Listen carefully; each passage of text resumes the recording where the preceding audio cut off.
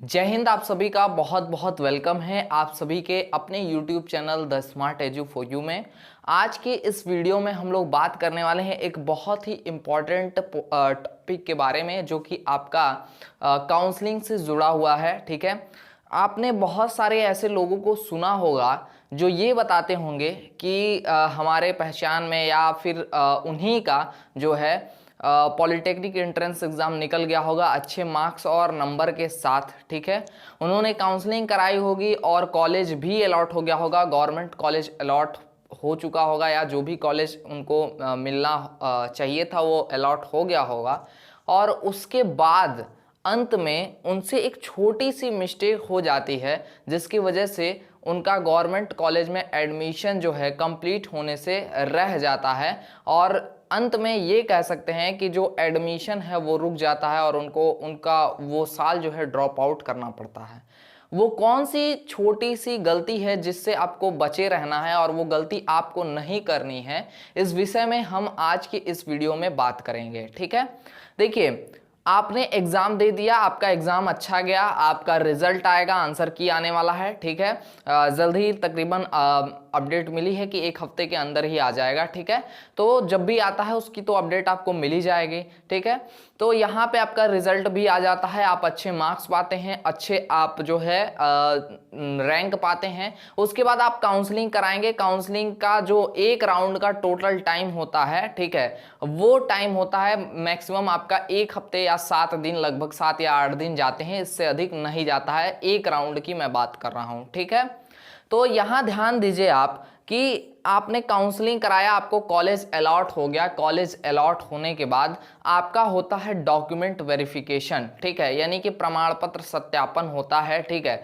तो उसमें आपके 2 ऐसे डॉक्यूमेंट्स हैं जो डॉक्यूमेंट अगर आपने पहले से तैयारी नहीं कर रखी है या पहले से नहीं बना रखा है तो आपको वहाँ पे उसका खामियाजा भुगतना पड़ेगा और वहाँ से आपको आपका जो फर्स्ट राउंड का जो काउंसलिंग होगा वहीं रोक दिया जाएगा और उसके बाद जो फर्स्ट राउंड के काउंसलिंग से बाहर हो जाता है वो सेकंड, थर्ड और फोर्थ में भी पार्टिसिपेट नहीं कर पाता है। वो सीधे अंतिम चरण में जहाँ पे रिजर्वेशन वगैरह कुछ भी नहीं मिलता है, जहाँ पे जो बच्चे एग्जाम नहीं भी दिए हैं वो भी काउंसलिंग करा सकते हैं, ऐसा जो काउंसलिंग का राउंड होता है वहाँ पर सीधे उनको भेज दिया जाता है। ठीक है, तो देखिए, ये video specially OBC, SC, ST और ईडब्ल्यूएस वाले स्टूडेंट के लिए है, यानी इकोनॉमिकल वीकर सेक्शन के स्टूडेंट्स के लिए है और अन्य प्रकार के जितने भी रिजर्वेशन स्टूडेंट्स लेते हैं उनके लिए जो है ये वीडियो होने वाली है।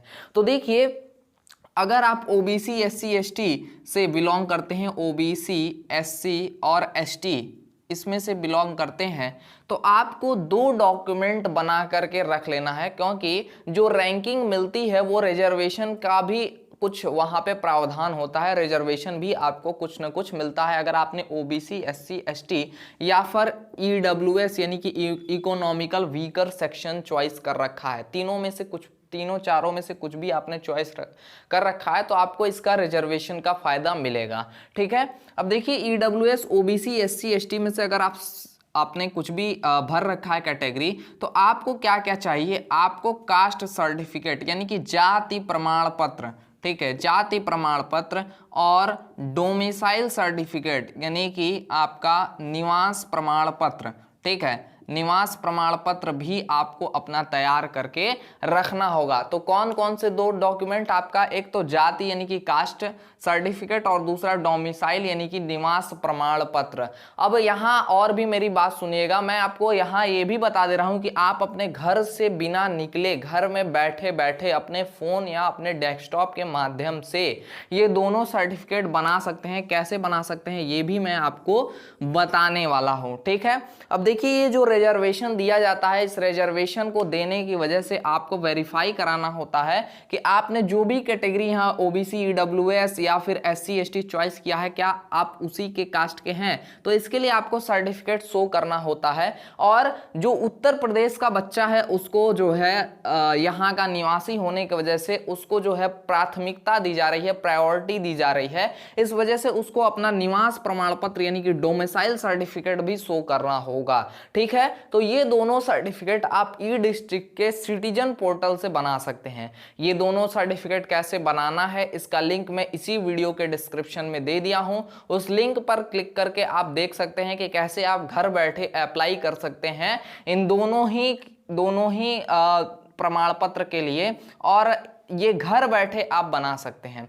ठीक है, अब आप कह रहे होंगे कि ये तो आपका जो काउंसलिंग स्टार्ट होगा उस समय भी बना लेंगे, लेकिन ऐसा नहीं है। देखिए, इन दोनों सर्टिफिकेट्स को बनाने के लिए आपको मिनिमम अगर आपकी बहुत ज़्यादा पहुंच है तो 10 दिन लगेगा, और अगर आपका कहीं कोई पहुंच नहीं है, अगर आप कोई प्रोसेस नहीं जानते हैं, आपको जानकारी नहीं है, तो 21 दिन लगेंगे मिनिमम। ठीक है, तो आपका किसी भी हाल में 7वें या 8वें दिन आपको अपना डॉक्यूमेंट वेरिफिकेशन कराना होता है। ठीक है, और अगर आप नहीं कराते हैं तो काउंसलिंग से बाहर कर दिया जाता है। ये आप अपने आसपास के लोगों से पूछेंगे तो आपको निश्चित तौर पे मुझे विश्वास है कि कोई ना कोई ऐसा एग्जाम्पल जरूर देखने के लिए मिलेगा। ठीक है, तो इससे आप लापरवाही नहीं करेंगे, और जितने सर्टिफिकेट हैं वो आपके पास या तो उपलब्ध होंगे, और अगर नहीं है तो आप बहुत ही कम समय में बनवा सकते हैं। लेकिन ये दो जो सर्टिफिकेट्स हैं, खासकर जब काउंसलिंग वगैरह या एडमिशन स्टार्ट हो जाता है तो यहाँ पे काफ़ी ज़्यादा भीड़ होती है, और उस समय अधिकारी खाली नहीं होते हैं और सर्टिफिकेट भी बन नहीं पाता है,